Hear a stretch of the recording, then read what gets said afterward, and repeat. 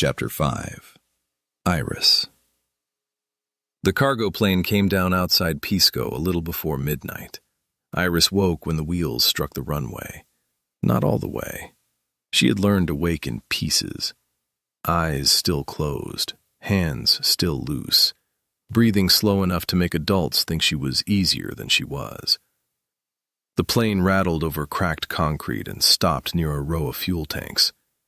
Through the dirty oval window, she saw sodium lights, a chain-link fence, and the flat dark beyond it where the desert met the sea. Everything smelled of kerosene and salt.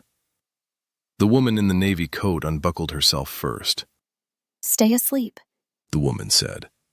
Iris kept her eyes shut. "I know you are listening." Iris did not answer. The woman made a small, tired sound, not anger, not kindness. Something between them. Iris put it with the other adult sounds she had been collecting since Houston. Hurry, fear, blame, orders spoken too softly. The man across from her leaned into the aisle. "The receiver is late." "He is not late," the woman said. "He is reconsidering." "That is late." Iris opened one eye. The woman saw it and looked away, as if looking directly at Iris cost her something. "Where are we?" Iris asked. "Close," the woman said. "Close to what?" No one answered. That was how Iris knew the answer mattered. They took her down the narrow steps into the wind. Pisco at night was colder than Lima had been. The air lifted the hair at the back of her neck and pressed her sweatshirt against her arms. One shoe felt wrong because the lace was gone. The other lace was still tied, a white loop against the gray canvas. She wished the missing lace would come back by itself. She wished her father would come back by himself. She wished wishes worked like adults pretended they did. The note under the world moved again, not music, not words, a pressure that made the bones around her ears feel too awake. It had pulled at her in Houston, harder in Mexico City, worst in Lima when the wrong van waited by the service door. Here it pointed past the fuel tanks, past the fence, toward the black line of cliffs she could not see but could somehow feel. She hated it. The woman in the navy coat held Iris by the wrist, not hard enough to bruise, hard enough to remind her that an adult hand was still an adult hand. "You are going to meet another driver," the woman said. "You will get in. You will sit down. You will not make this difficult." "What if I do?" The man behind them laughed once, and the laugh stopped when the woman looked at him. "Do not," the woman said. They crossed toward a low service building with flaking white paint and a corrugated roof. Two mechanics stood under a floodlight beside a fuel hose. One pretended not to see them. The other watched Iris too long. He was old enough to have gray in his beard and young enough to look ashamed of it. The woman noticed. "You," she called in Spanish. "Where is the van?" The bearded mechanic wiped his hands on a rag. "Which van?" "Do not be stupid." "Many vans come through here." The man behind Iris stepped forward. "The medical van." "No medical van." The woman tightened her grip on Iris's wrist. Iris knew grown-ups could lie with their faces. The mechanic was not lying with his.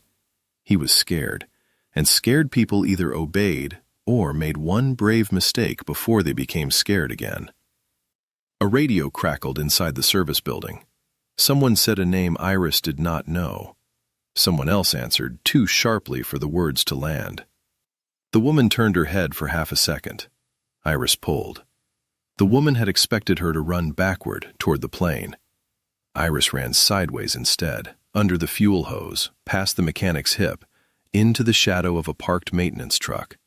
Her loose shoe slapped concrete. The woman shouted. The man made a sound he did not finish and came after her. Iris ducked behind stacked plastic crates. "Do not touch the tanks," the mechanic shouted. That stopped the man for one precious second. Iris crawled between two pallets, scraped her elbow, and bit the inside of her cheek so she would not cry out. The taste of blood came bright and coppery. The note under the world pressed harder. Not there, not the open gate, not the road with the headlights. Under. She looked down and saw a narrow space beneath a canvas-covered service cart. Too small for an adult. Maybe too small for a child with a wrong-shaped head if she moved badly. Iris moved carefully. Her forehead struck the metal frame. Pain flashed white. She swallowed the sound and pushed herself flat beneath the cart while boots passed inches from her face. Find her, the woman said. She cannot leave the depot, the man said. You lost her once already. That was Lima. And now? Silence. The bearded mechanic walked past the cart. His boots stopped. Iris saw the rag hanging from his back pocket, dark with grease. His hand lowered a few inches, not pointing, not reaching. He had seen her. Iris held her breath. The mechanic looked away. Storage shed, he said loudly. Children hide in storage. The man ran toward the shed.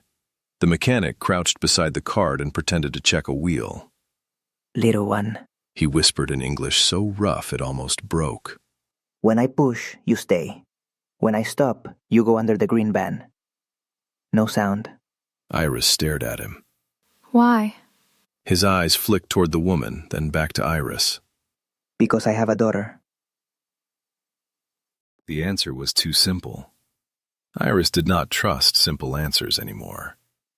But the note under the world pressed toward the green van, and the mechanic's hand was shaking. The cart moved. Iris moved with it. The canvas smelled of oil and dust. The metal edge bumped her shoulder. Twice she nearly sneezed. She pressed her tongue to the roof of her mouth the way her father had taught her when she got nosebleeds. The mechanic stopped near a green service van with a dented side panel and a ladder bolted to the roof. Now, he whispered. Iris rolled under the van. The ground was colder there. Gravel dug into her palms. She could see the woman's shoes near the service building and the man's boots by the shed. The mechanic stood between them and Iris, wiping the same part of the van with the same rag, making himself useless on purpose. The woman called something in Spanish. The mechanic answered, too fast for Iris to understand. Another worker opened the back of the green van and began loading canvas bags, toolboxes, and a crate of bottled water. Iris watched his ankles. He did not look under the van. Each time he turned for another bag, the canvas pile behind him grew. Iris waited until the wall of cloth was tall enough to hide a small shape, slid out from under the van on the side away from his feet, and climbed up behind the bags before the loader came back with the last toolbox. She lay flat. The canvas pressed her down. The loader stacked the toolbox on top of the bags, slammed the door, and walked away.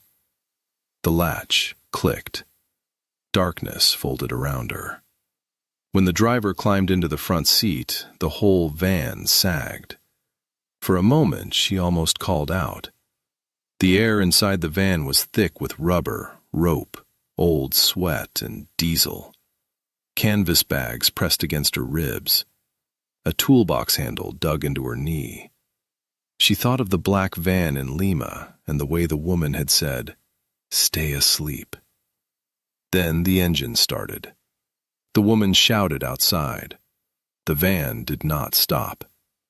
Iris found the broken packet of crackers in her sweatshirt pocket. Most of them were crumbs now. She put one piece on her tongue and let it soften there, because chewing made too much noise.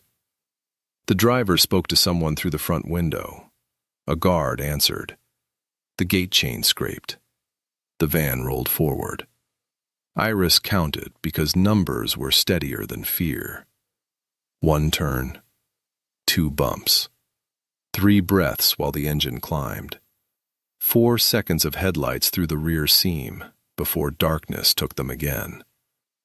At 1:40 in the morning, though Iris did not know the time, The service van left the fuel depot and took the road toward Paracas. She lay between canvas bags and a toolbox that smelled of oil. One shoe tied, one lace gone, the last whole cracker unbroken in her pocket. The note under the road did not comfort her. It only kept pointing. She hated it. She followed anyway.